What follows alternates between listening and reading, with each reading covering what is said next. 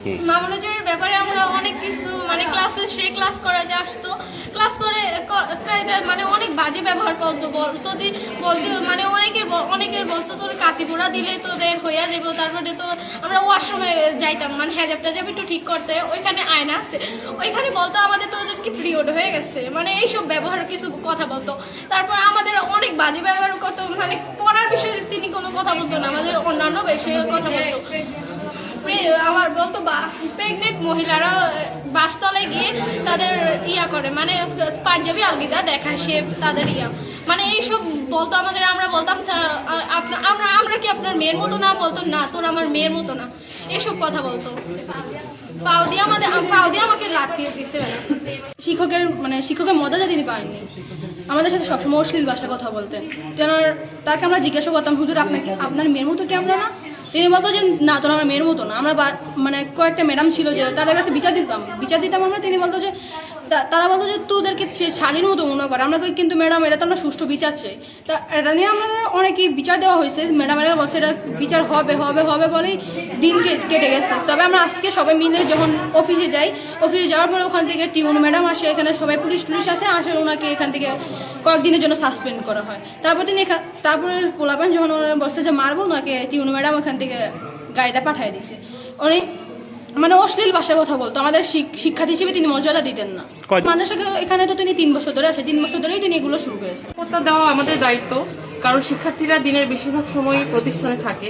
তো সেখানে যদি তাদের উপযুক্ত পরিবেশ তারা না পায়, তো সেখানে তো এটা আমাদের জন্য দুঃখজনক এবং এটা খুবই ব্যর্থতা বলে আমি মনে করি যে তাদেরকে উপযুক্ত পরিবেশটা আমরা নিশ্চিত করতে পারছি না।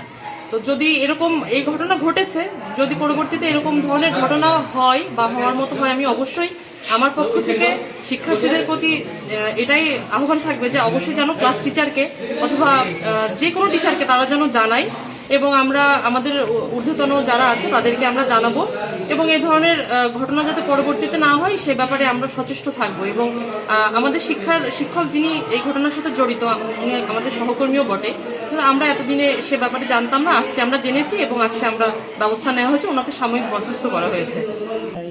আসার আগে যে আমরা একটু বসছিলাম, বসে যে এটা যেভাবে সমাধান করা যায়, তো মানুষ তো বোঝে না, পক্ষে বিপক্ষে থাকে, এই টোপাটুপি পাড়াফাড়ি লাগিয়ে গেছে।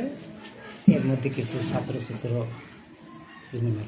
চলে গেছে, যাই যাক ওনারে নিয়ে আসছে, নিয়ে এসেই স্যারের সব কিছু শোনার পরে ঠিক আছে, এটা আপাতত ওনার এই সাময়িক বরখাস্ত করে। তা আমাকে বলে গেছে স্যারে তো সভাপতি, সাময়িক বরখাস্ত করলেন, আর আজকে রেজলিউশন করে আমার কাছে নিয়ে যাবে। শিক্ষক ছাত্র সবসময় দূরত্ব বজায় থাকতে হবে। উনি দূরত্ব কাছে করে বসত, এরকম আমি সবাইকে বসা ওকে নিয়েও আমরা বলছি, সব শিক্ষকই নিয়েই বলছি যে ছাত্রছাত্রী আমাদের কি সন্তান, আমরা হলো পিতা তুলি, ওদের সাথে সবসময় আপনারা দূরত্ব বজায় রেখে বসবেন এবং চলবেন। ওদের গায়ে হাত দেওয়া বা কোনো কিছু বলা, আছে না একটা থাবড় দিয়ে বলল, এই ধরনের এগুলো করা যাবে না। এটা নিয়ে আমি ওনাকে খুব সুন্দর করে সবাইকে নিয়ে বলে দিচ্ছি।